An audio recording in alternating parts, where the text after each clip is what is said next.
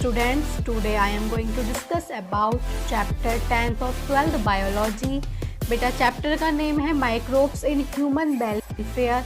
Humans की भलाई के लिए हम माइक्रो ऑर्गेनिज्म का इस्तेमाल करते हैं और करते आ रहे हैं। इस चैप्टर में हम यही देखेंगे microbes in household products, microbes in industrial products.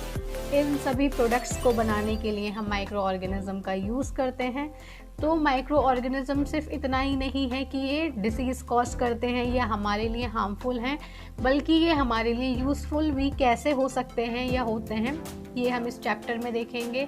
जैसे एक common example is the production of curd from milk. Microorganism such as lactobacillus and others commonly called lactic acid bacteria grow in milk and convert it to curd. So बेटा lactobacillus एक ऐसा bacteria है जो क्या करता है, milk को curd में कन्वर्ट करता है। एक ग्राम पॉजिटिव बैक्टीरिया है, रोड शेप्ड है। The LAB means lactic acid bacteria produce acids that coagulate and partially digest the milk protein. A small amount of curd added to the fresh milk as inoculum. Inoculum के form में हम इसको थोड़ा सा use करते हैं, जो lactic acid bacteria है स्टार्टर के फॉर्म में, और वो millions of lactic acid bacteria produce करवा देता है, जिससे कि हमारा जो मिल्क है वो कर्ड में कन्वर्ट हो जाता है, which also improves its nutritional quality by increasing vitamin B12. Is our stomach too? The LAB play a very beneficial role in checking disease causing microbes.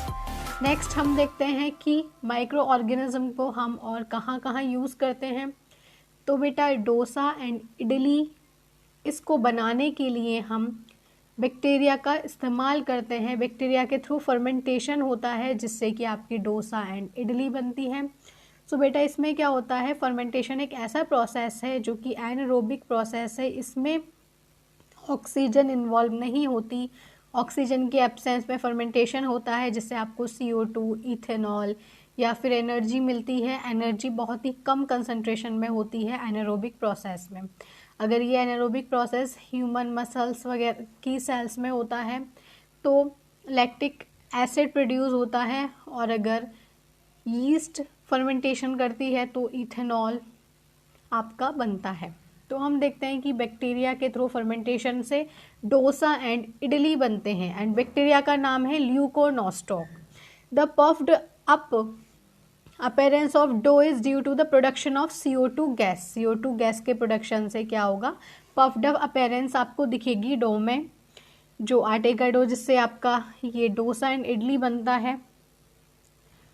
इसके बाद हम क्या देखते हैं, बेकर्स यीस्ट। बेकर्स यीस्ट का नाम है सैक्रोमाइसिस सेरेब्रेसी। ये ब्रेड वगैरह को बनाने के लिए यूज़ होता है, और ये भी फर्मेंटेशन का एक प्रोसेस होता है जिससे आपका ब्रेड वगैरह बनते हैं।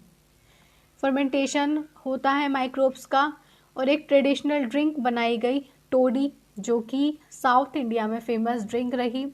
ये आपकी पाम्स के पेड़ से सैप को कलेक्ट करके फर्मेंटेशन होता है, और ये टोडी ड्रिंक बनाई गई। इसके अलावा ferment fish, soybean, bamboo shoots to make foods.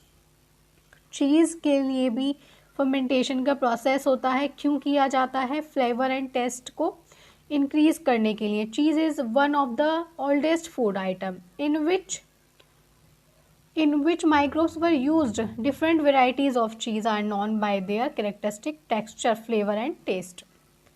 So the specificity coming from the microbes used, for example, the large holes in Swiss cheese. Swiss cheese are due to production of a large amount of CO2 by a bacterium named Propionibacterium sermani. So Swiss cheese, जिसमें कि CO2 के large amount का production होने की वजह से large holes बनते हैं, और ये किस बैक्टीरिया से होता है, प्रोपायोनिबैक्टीरियम सरमानी। नेक्स्ट है आपकी Roquefort cheese are ripened by growing a specific fungi. ठीक है, तो इस टाइप से माइक्रो ऑर्गेनिज्म आपके हाउस होल्ड प्रोडक्ट्स में यूज़ होते हैं। नेक्स्ट हम देखते हैं microbes in industrial products. Industrial products में आपके आते हैं beverages, antibiotics are some examples. Production on an industrial scale. So requires growing microbes in very large vessels. जिस vessels में ये fermentation का process होता है उसको हम fermenters कहते हैं.